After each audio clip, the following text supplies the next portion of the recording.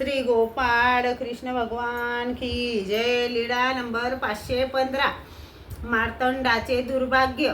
मार्तंड असे म्हणायचा, मला सर्वज्ञांपासून काहीच मिळाले नाही, मी रिकामाच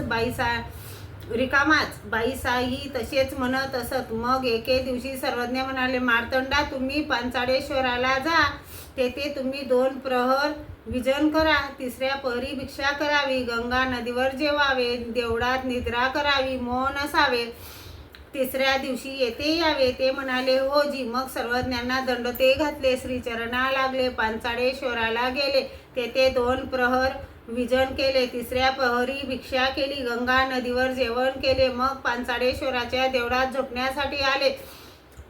रात्री बसलेले असताना नव्या कोऱ्या साड्या, नव्या चोळ्या हातात, तांब्याचे कलश घेऊन 2 बाया देवतेच्या दर्शनाला आल्या।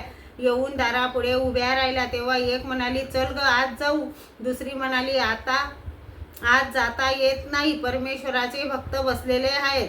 ती पुन्हा म्हणाली, चल ना ग, आज जाऊ। दुसरी म्हणाली, आज जाता येत नाही, महाराजांचे भक्त आहेत ना। असे पुन्हा म्हणत थोडा वेळ होत्या, मग गेल्या। दुसऱ्या दिवशी मार्तंड तसेच गेले। रात्री देवळात बसलेले होते, तेव्हा त्या पुन्हा आल्या आणि दाराजवळ येऊन उभ्या राहिल्या।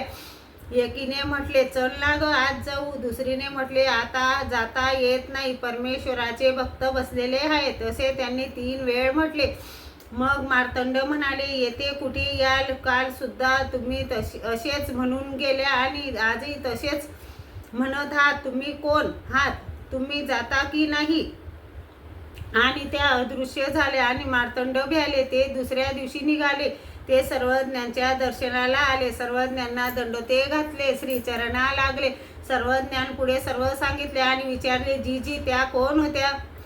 सर्वज्ञ म्हणाले, त्या ब्रह्मादिक देवता, तुम्ही जर बोलवले नसते तर तुमच्या सेवेसाठी कायमच्या आल्या असत्या। यावर सर्वज्ञांनी मोदडयाचा दृष्टांत सांगितला। मोदडा असे तयाचे घेते द्वार सांडिते द्वार थोर।